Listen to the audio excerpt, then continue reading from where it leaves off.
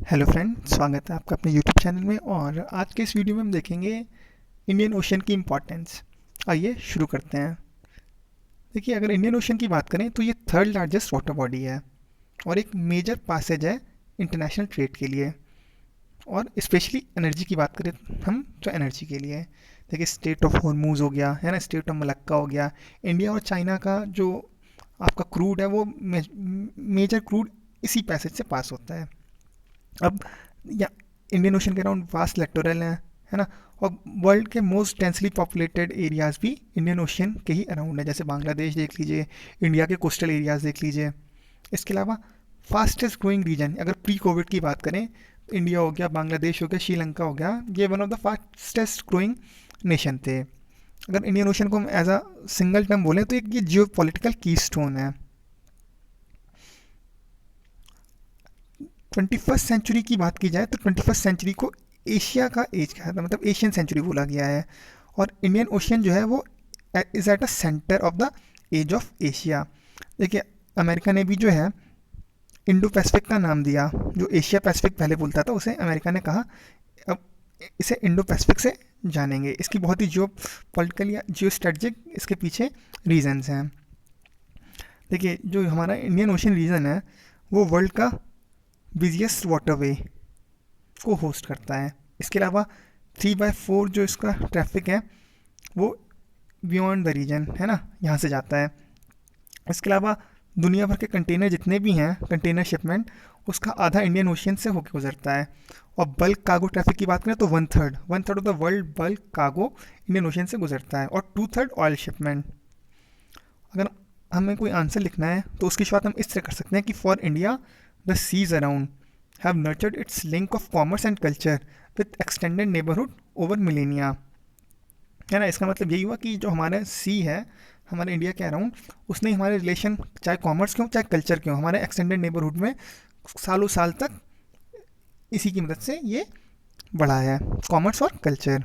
अब देखिए इसका इकोनॉमिक इंपॉर्टेंस क्या है। ये तुमने देख लिया कि ये मेजर कंड्यूट है कॉमर्स के लिए, मतलब एक मेजर पासेज है कॉमर्स के लिए। इसके अलावा बहुत बड़ा ड्रेनेज बेसिन है जिसमें लगभग लगभग 2 बिलियन पीपल है ना, उनको कई सारी अपॉर्चुनिटीज़ मिलती है, उनका लाइवलीहुड डिपेंड करता है। ठीक है। अगर ऑयल प्रोडक्शन की बात करें तो दो तरह के ऑयल प्रोडक्शन होता है, एक ऑन शोर एक ऑफ शोर। तो 40% ऑफ शोर वर्ल्ड का oil production Indian ocean basin में ही हो रहा है। इसके अलावा फिशिंग, अगर 15% वर्ल्ड की टोटल फिशिंग की बात की जाए वो इंडियन ओशन रीजन में हो रही है। इसके अलावा मिनरल रिसोर्सेज, जो रेयर अर्थ मिनरल है, नोड्यूल्स है, मेटालिक नोड्यूल्स हैं इंडियन ओशन रीजन में, जिसको इंडियन गवर्नमेंट 10-15 साल से सर्च भी कर रही है, वो यहाँ पे मिलते हैं, जिनमें मेजर है निकल, कोबाल्ट, आयरन है ना। इसके अलावा सल्फाइड डिपॉजिट, ये साइजेबल अमाउंट में, मतलब काफ़ी अच्छे अमाउंट में सी बेड में मिलते हैं। इसके अलावा आपने सुना होगा जो हमारे केरला में मोनोसाइट सैंड मिलते हैं है ना, टाइटेनियम, जर्कोनियम। इसके अलावा रेयर अर्थ मिनरल भी काफ़ी अमाउंट में मिलते हैं, भले उनका एक्सट्रैक्शन फिजिबल ना हो कॉमर्शियली, लेकिन मिलते हैं। आइए अब इसका जियो पॉलिटिकल सिग्निफिकेंस देखते हैं। देखिए, जो सी लेन ऑफ कम्युनिकेशन है सारा खेल उसी का है, सी लेन ऑफ कम्युनिकेशन है ना।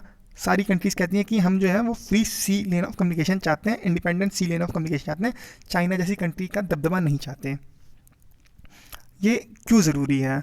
क्योंकि दुनिया भर का जो ट्रेड है, सी बॉन्ड ट्रेड, ऑयल ट्रांजिट, ये सभी जो है ऑयल ट्रांजिट में वो इंडियन ओशन के थ्रू पास होता है। और इंडियन ओशन के जो मेजर चोक पॉइंट्स हैं, चोक पॉइंट्स के लिए जो मेजर पॉइंट्स हैं, जैसे स्ट्रेट ऑफ हॉर्मूज जो ईरान के पास है, फिर मलक्का स्ट्रेट है ना, बाब अल मंडाब हो गया, यहाँ से ऑयल का ट्रेड रूट। और ऑयल जानती हैं एनर्जी के लिए कितना इंपॉर्टेंट है, हमारी transport industry, even railways, even आपका कई कई जगह तो पावर, ये सब ऑयल से ही हो रहा है। क्रूड, अगर क्रूड नहीं आएगा तो हमारी ये सब इंडस्ट्रीज ठप पड़ जाएंगी मैक्सिमम।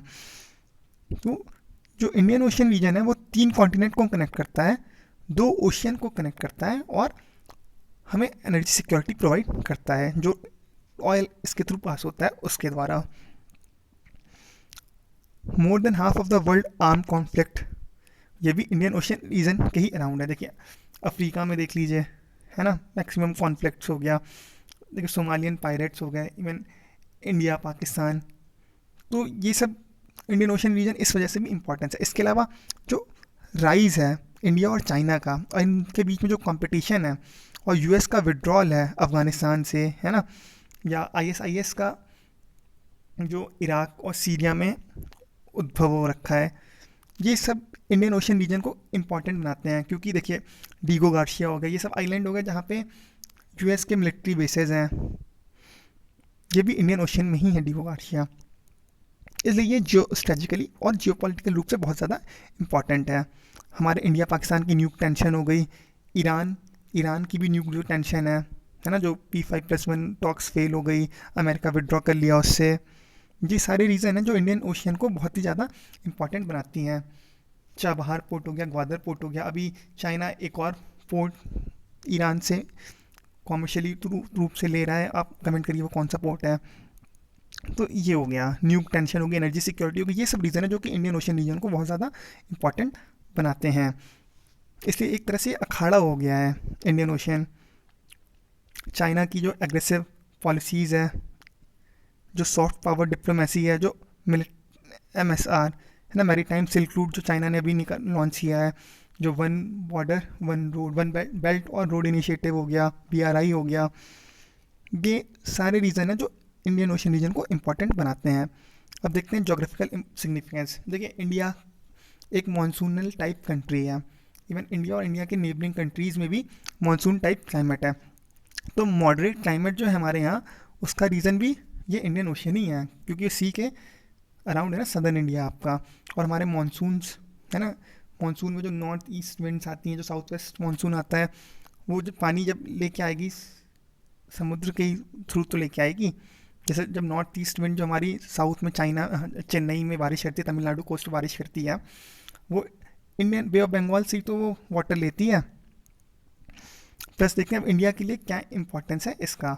इंडियन जो नेवी है उसकी एम्बिशन है अपने आप को ब्लू वाटर नेवी बनाने का। इसके अलावा चाइनीज़ स्ट्रिंग ऑफ पर्ल्स को काउंटर करना है हमको, है ना। चाइना का जो बेल्ट एंड रोड इनिशिएटिव है उससे काउंटर करना है, मैरीटाइम सिल्क रोड है उसे काउंटर करना है। इसके अलावा इंडिया ने जापान के साथ अफ्रो एशिया कॉरिडोर बनाया है ना, तो इसे काउंटर करने के लिए ही किया है। इंडिया का जो इम्पोर्ट है, जो क्रूड ऑयल का इम्पोर्ट है, वो 90% जो वैल्यू 90% हमें चाहिए जो होगा बाई 2030 इंडिया इंपोर्ट करेगा अपना क्रूड ऑयल, और वो इसी रीजन से करेगा।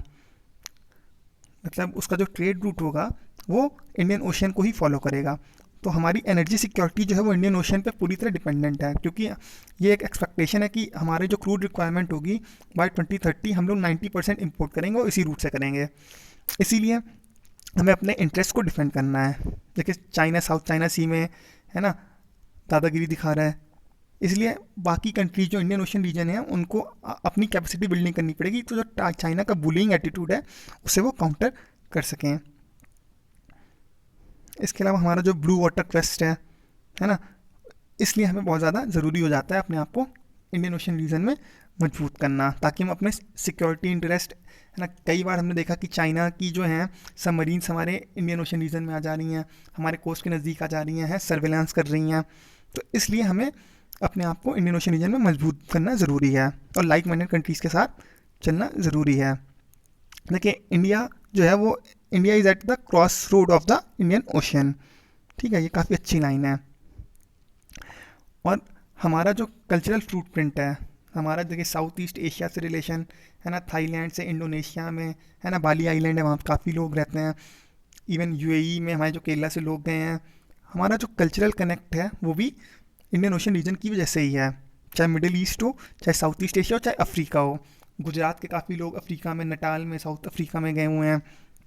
आफ्टर इंडिपेंडेंस जो है तो इंडियन ओशन रीजन को जोन ऑफ पीस डिक्लेयर कर दिया था इंदिरा गांधी जी ने, क्योंकि उस टाइम जो थी वो कोल्ड वॉर रहा था एक तरह से, और जब स्वेज से ब्रिटिश ने विड्रॉ किया तो ऐसा लगा कि इंडियन ओशन भी एक नया थिएटर बन जाएगा वॉरफेयर का, तो इसलिए इंदिरा गांधी जी ने तो इसे जोन ऑफ पीस डिक्लेयर कर दिया था। लेकिन अभी क्या ये जोन ऑफ पीस रहने लायक है, इस पर भी एक क्वेश्चन आ सकता है।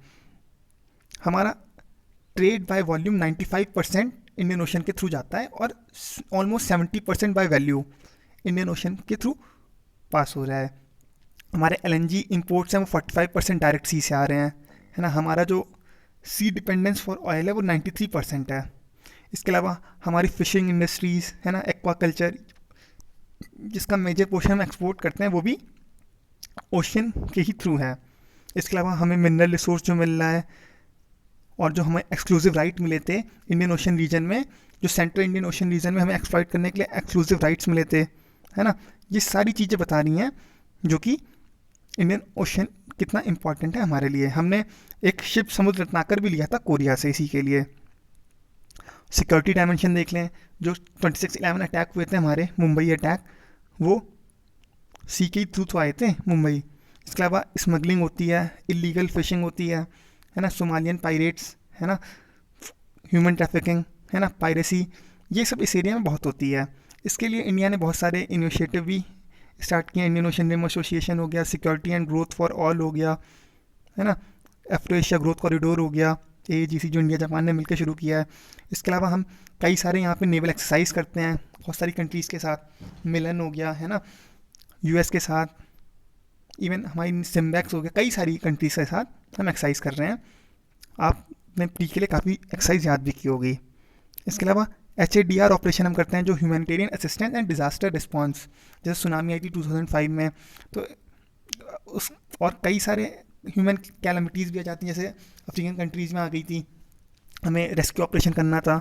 तो इसीलिए कई सारे कॉन्फ्लिक्ट जोन हैं इंडियन ओशन रीजन में, तो इसलिए हमें इंडियन ओशन रीजन में अपने आप को मजबूत करना काफ़ी ज़रूरी हो गया है ना। हमारे बेसिकली अगर शेयर्ड इंटरेस्ट की बात करें तो हमारे इंटरेस्ट जो हैं, शेयर्ड इंटरेस्ट, वो 5 फोल्ड हैं।